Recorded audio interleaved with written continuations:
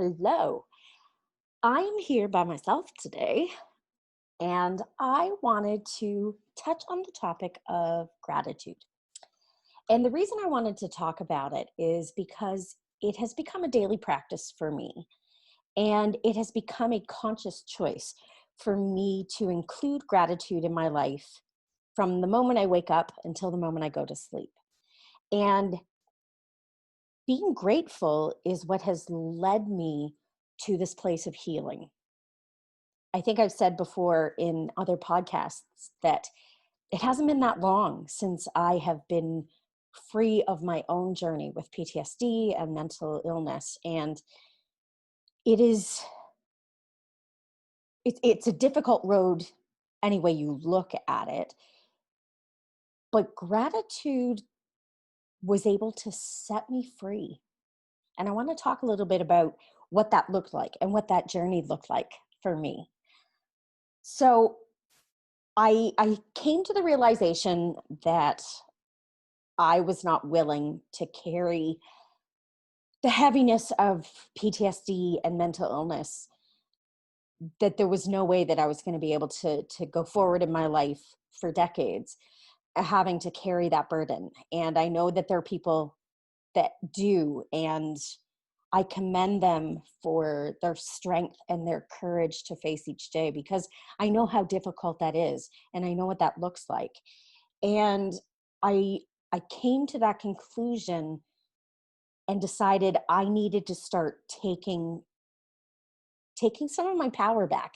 And by taking responsibility in my healing journey, that I couldn't solely rely on my psychiatrist and my medication and you know the therapy program that I did, although that was super helpful for me and that really did set me on the right path as well and gave me tools in learning how to understand myself, understand my triggers, understand really what PTSD was and how to voice it.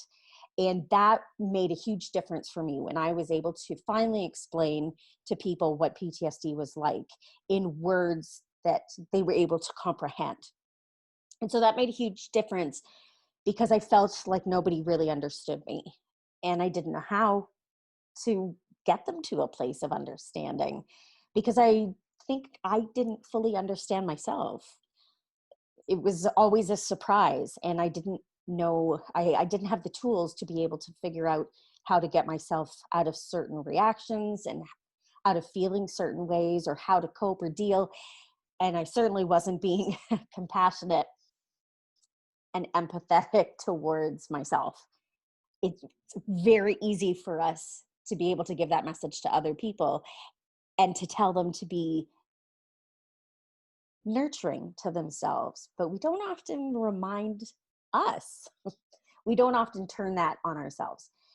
And so I decided on that one particular day that I needed to take responsibility for my own healing.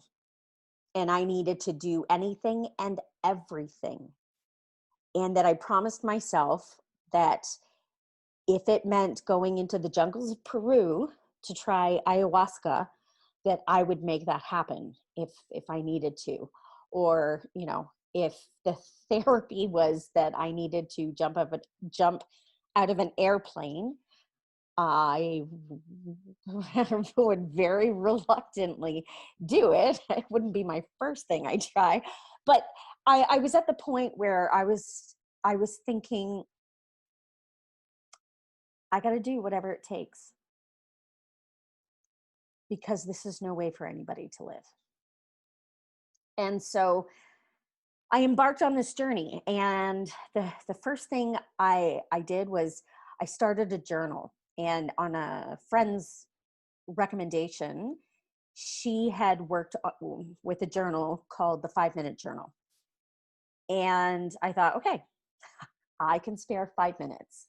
5 minutes for me to put a pen to paper, that's reasonable. That's doable.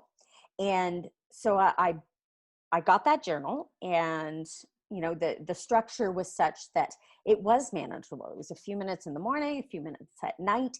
And it was really just starting off with gratitude. And it was writing down 3 things in the morning that you were grateful for, and writing down what you were looking forward to in your day.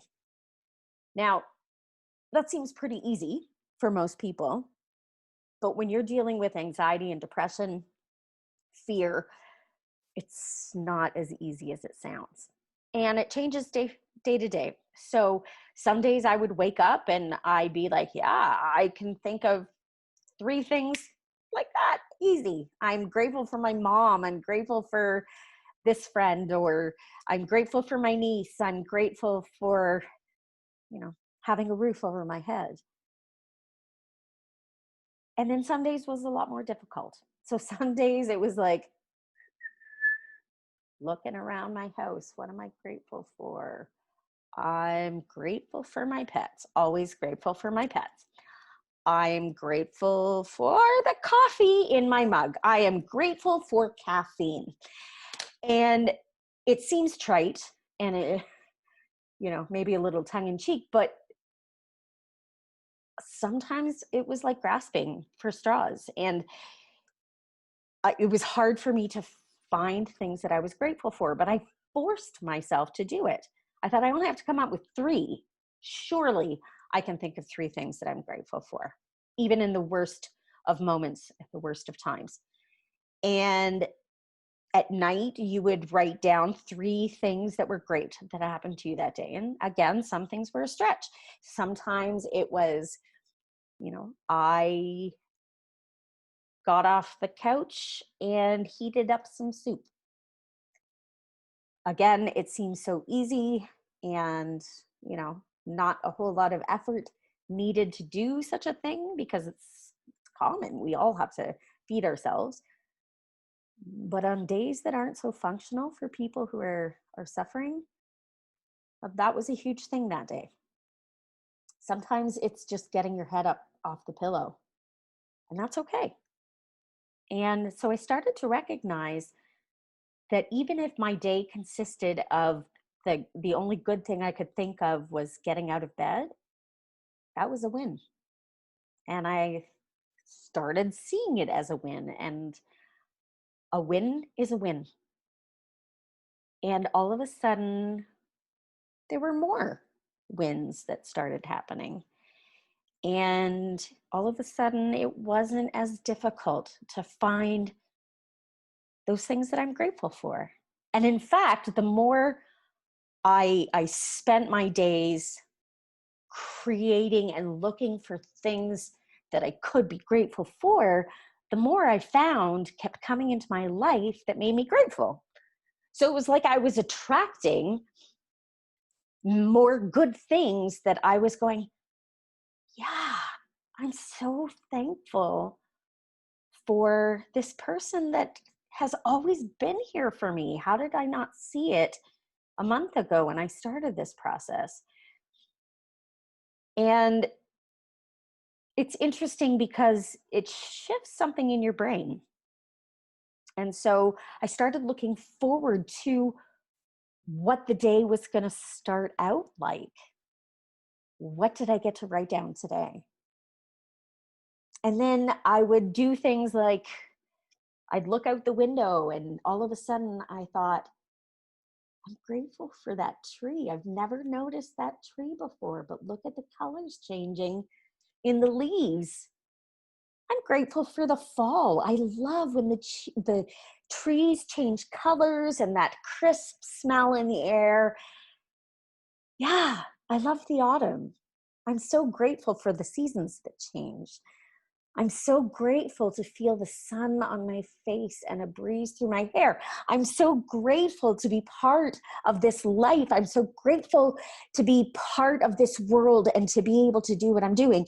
And then it escalates and escalates. And all of a sudden, everything is shining in a new light. Everything is coming at you and you're seeing it almost as if you're seeing it for the first time. You're seeing it with that childlike wonder. And that's exciting, and that's new, and that's really, there's a freedom in it. So once I started getting used to this journal and 5 minutes a day, really, tell me who doesn't have 5 minutes a day to start out? Then I thought, you know what? 3 doesn't seem like enough. So I switched over. I just got a plain journal and I thought, I'm going to write 10 things a day that I'm grateful for. And it was like, at that point, it was just pouring out of me every day. I'm so grateful for, KWMP and the work I get to do in theater with them. And I'm so grateful for the people that are in the cast of Titanic. I was music directing Titanic at the time. And it was such an amazing, amazing group of people. And, I kept seeing all these new things that I used to fear, I wasn't afraid of anymore, because people were showing me such goodness and such compassion. And I was seeing community in a whole new light. I was seeing people who were willing to give of themselves to help others. And collectively, we were doing a project together. And it was such a fantastic experience. I was working with a directing team that was phenomenal. And I kept thinking, how lucky am I? And so all of a sudden, those 10 things were really easy to write. And then I started writing things that I never expected that I would write, in that I was thankful for the people who hurt me. And I was thankful for the trauma.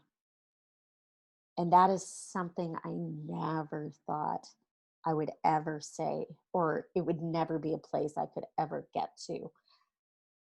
Because you don't often think, especially when you're in the middle of dealing with the hurt and the grief and the loss and the whatever comes from the trauma that someone endures, you never think of getting to a place of peace and serenity, forgiveness, love. And so I started writing that I am grateful for those family members who I thought destroyed me, but they didn't. I was able to thank them for making me resilient and being able to rise above and being able to build a strength in me that I never thought possible. And with that started to come forgiveness. And I was able to recognize that people react in different ways to different situations, and oftentimes they're reacting from a level of consciousness, and everybody's at a different level of consciousness. So I was able to recognize that whatever incidents happened, they were coming at it from their level of consciousness, and I could see that now. And all of a sudden, it changed the narrative of my stories. It changed my perspective on what happened.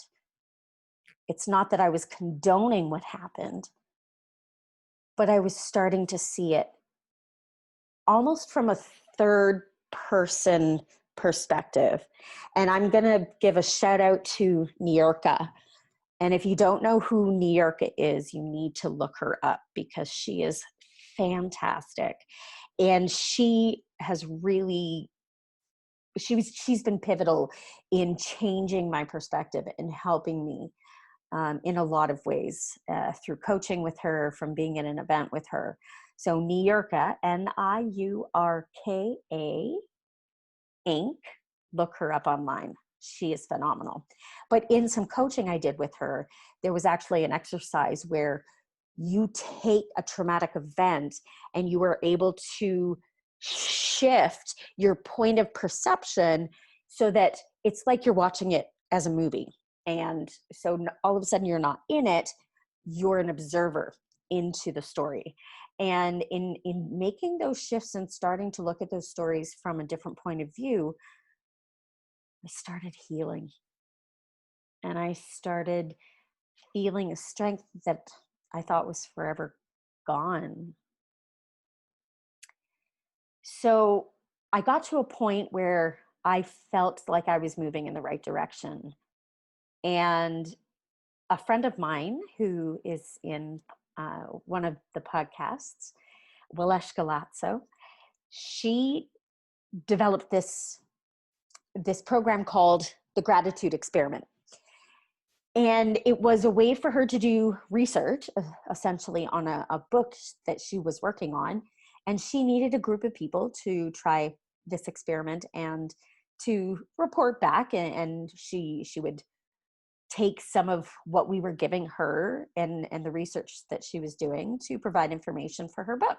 So I thought, yeah, I'm sort of in a place where I'm already on this journey of gratitude. I'll do this. I would love to support Waleska and her endeavors in this. And so I was part of the beta group that launched that. And it was 30 days, and it was literally 5 minutes a day. There we go back to 5 minutes a day. Isn't that an important thing? That this isn't the first time I'm saying that there's a program that only 5 minutes, and yet it can be life altering.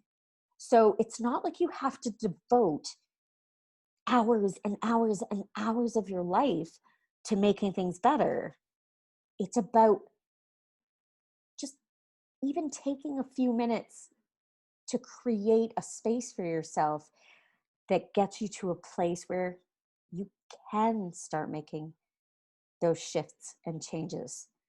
So I thought, yeah, I can do 5 minutes a day. I've done it before. 5 minutes I can do. And so it's called 5 Minutes to Gratitude. And she would give you an assignment every night. And so I would read it over. What were my expectations? And the next morning, before you get out of bed, you spend these 5 minutes and you focus on what she tells you to focus on. And it also helped open my eyes to a lot of things. It also opened some doors I wasn't really sure I wanted to look behind, because in doing it, I was having flashbacks of memories of periods of time when I was a child that I blocked out, and I blocked them out for a reason. And so all of a sudden I'm dealing with other things.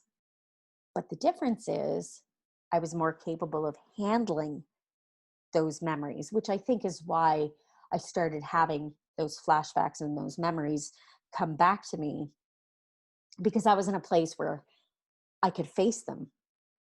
And so that month of doing that program with Waleska and with the group of people that I was with really helped me dive deep and really helped me work out some processing. And part of it was about, dealing with your inner child, dealing with that child you've left behind. And one of the questions I ask my guests on the podcast is, knowing what you know now, what would you tell your younger self? And all of a sudden, I started reconnecting with the person I was when I was 3, 4, 5 years old. And I realized just how connected to the world, the universe I was back then. And that I started to feel like I was making a full circle back to me. And that was huge. Because in the first 5 years of my life, those were the happiest 5 years of my life. Those are the years I truly understood what family was. I truly understood what unconditional love was. I truly understood the value of relationships. And it was only after that point, or I guess probably after the age of about 8 years old, where that all shifted for me. And all of a sudden, those things didn't ring true anymore, because that's not what my life was showing. And so reconnecting with gratitude and reconnecting with my inner child and doing this program with Waleshka and the group was taking me back to the past, but in a positive way. And therein lies the difference. With PTSD, you were often pulled into the past and reliving the trauma. But in this case, I again was looking at my past from a place of an observer and seeing a child that was hurt or hurting and was unable to verbalize what that looked like and what that felt like. And so Diva always felt she needed to be stoic and be strong. And part of that was I've always felt the need to take care of my mom.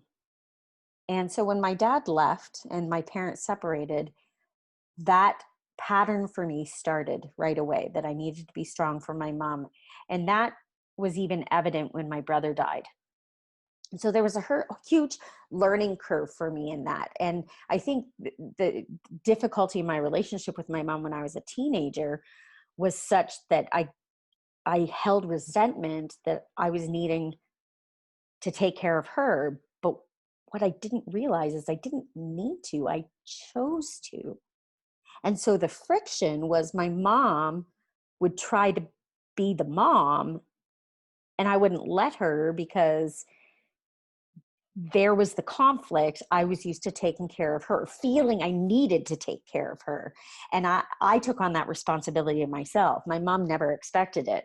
So the last time I did that was when my brother died. And I felt I needed to take hold of the situation. And there was conflict with my dad. And of course, immense amount of grief and trauma and shock and all these things. And neither of my parents were processing the information well, as would be expected in a situation as what we were dealing with, and my parents losing a son and to suicide, no less.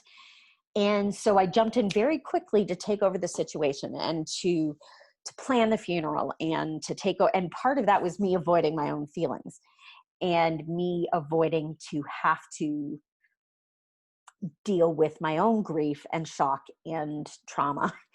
And so now I can look back on those times and I recognize that